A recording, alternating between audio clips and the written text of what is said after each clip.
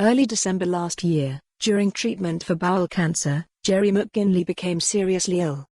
He had been doing well, after an operation and chemotherapy, but the cancer had come back and he became very unwell, recalls his wife, Theresa.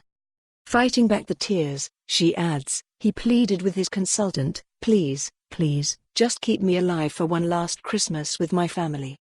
Gerry's wish came true and the couple and their 3 sons Callum, 21, Jack, 17, and 13-year-old Daniel spent a magical, cozy Christmas at home in Toryglen on the south side of the city.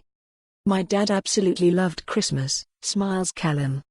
When he was in the hospice, he used to look out onto the fairy lights on all the trees around the building. Daniel, Jack, Mum Theresa and Callum. Jack agrees. Christmas for us was always about being with our family, it was just cozy at home, he says. Gerry died, aged just 50, in January, and his wife and sons are preparing to remember him at the Prince and Princess of Wales Hospice's Light Up a Life ceremony on November 30th. The McGinleys will join many families who have lost loved ones at a special service in Sherbrooke Moss Park Church on November 30th. The Evening Times will publish the names of all who have donated to the Light Up a Life Christmas tree in a special later this month.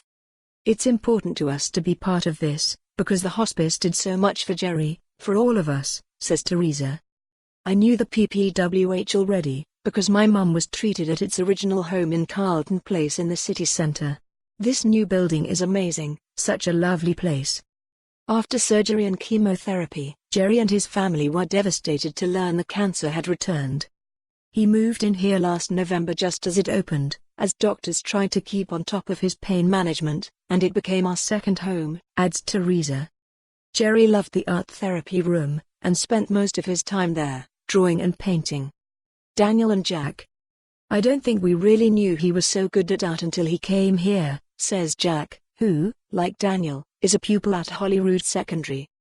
Callum, who is studying history and politics at Glasgow University, adds, with a laugh, his room was full of his pictures, it was like a wee gallery. He started painting pictures for other patients too. Theresa, who works in the clerical department of the Queen Elizabeth University Hospital, adds, one day we all spent an art therapy session with him and it was fantastic. We just sat and painted, it was so quiet and comfortable. Theresa adds, art became Gerry's escape, it took him away from what was happening to him and helped him deal with it. Gerry loved the hospice gardens too. He was a roofer all his life and he loved the outdoors, smiles Theresa. He'd be out there, even though for more on this story, visit the news article link.